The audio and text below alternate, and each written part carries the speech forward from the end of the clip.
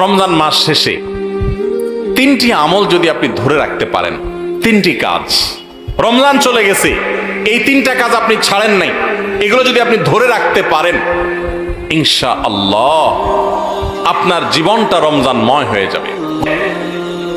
5 ওয়াক্ত নামাজ। আমাদের অনেক ভাইরা আছি সারা বছর নামাজের ব্যাপারে গাফিলতি উদাসীনতা করলেও রমজানে কোনো গাফিলতি করি নাই। আলহামদুলিল্লাহ রমজান মাসটা পুরা মাস নামাজ পড়ার চেষ্টা করছি। অনেকে আছেন না, কিন্তু রমজানের পরে এখন আর নিয়মিত পারতেছেন না।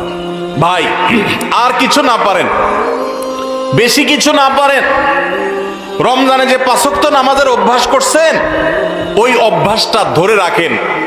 মরণ পর্যন্ত 5 ওয়াক্ত নামাজে কোনো ছাড় কম্প্রোমাইজ দিয়েন না, কোনো প্রকার ত্রুটি করিয়েন না। আল্লাহর কসম, ঈমানের পর 5 ওয়াক্ত নামাজের চাইতে গুরুত্বপূর্ণ কোনো আমল আল্লাহর জমিনে কোরআন এবং হাদিসে আরেকটা নাই। কিন্তু দুঃখের বিষয়, আমরা অনেক মুসলমান আছি বাংলাদেশে, আমরা নামাজ ঠিক মতো পড়ি না। কেউ 4 ওয়াক্ত পড়ে, ফজর পড়ে না, অথবা পড়লে 7টা বাজে উঠি পড়ে।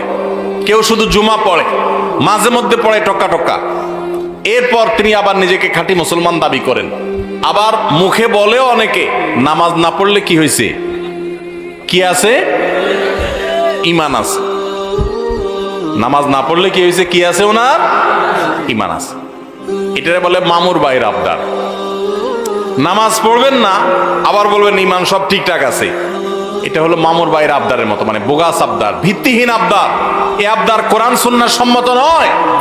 ওমর ফারুক রাদিয়াল্লাহু তাআলা আনহু বলেছেন, লা হাজ্জা ফিল ইসলাম লিমান তারাকাস সালাহ। যে মুসলমানের সন্তান নামাজ পড়ে না, নামাজ ত্যাগ করে ইচ্ছাকৃত ঠান্ডা মাথায়, ইসলামে তার কোনো হিস্সা নাই, কোনো অংশ নাই, তার ইসলামে কোনো ভাগ নাই, ইসলামে তার কোনো নাম নিশানা নাই যে নামাজ ইচ্ছাকৃত ত্যাগ করে। অনেক ইমামদের মতে ইচ্ছাকৃত ঠান্ডা মাথায় কেউ নামাজ ত্যাগ করলে সে ইসলাম থেকে খারিজ হয়ে যায়। এত জঘন্য ব্যাপার। অন্য যত আপনি গুনাহ করেন না কেন, গুনাহের কারণে আপনি পাপিষ্ঠ হবেন, অপরাধী হবেন, শাস্তিযোগ্য হবেন, কিন্তু বেঈমান হবেন না। নামাজ এমন একটা আমল, অনেক ইমামদের মতে এই নামাজ ত্যাগ করলে মানুষ বেঈমান হয়ে যায়, কাফের হয়ে যায়। আমাদের বাংলাদেশে মানুষের ঈমান মাশাআল্লাহ এত মজবুত, এটা লোহা দিয়া পিটাইলেও, কামারের লোহা দিয়ে পিটাইলেও আমাদের ঈমান যায় না। আপনার আমার প্রাণের নবী, আমরা নবীর ভালোবাসার কথা বলি অনেকে।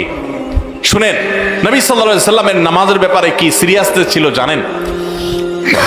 ওনার জীবনের শেষের দিকে এসে যখন একা একা ওনার রুম থেকে মসজিদে এসে নামাজ পড়ার মতো ক্ষমতা ছিল না। আপনারা যারা মদিনায় গেছেন তারা দেখেছেন, ভিডিওতে অনেকে দেখেছেন, তার যে মিম্বর, সেখান থেকে তার যে কবরটা, এই কবরটাই ছিল তার থাকার কক্ষ। এই দুইটার মধ্যে দূরত্ব কিন্তু সামান্য কয়েক হাত, সামান্য কয়েক হাত। আমাদের যে স্টেজটা আছে, স্টেজের 2 গুণ বা 3 গুণ হবে বড় জোর, এতটুকু জায়গা। এই বাঁশের ঘেরাওটার এক মাথা থেকে আরেক মাথা, এত বড় হবে না, এর অর্ধেক হবে। এইটুকু জায়গা হেঁটে আসার মতো শরীরে ক্ষমতা নাই।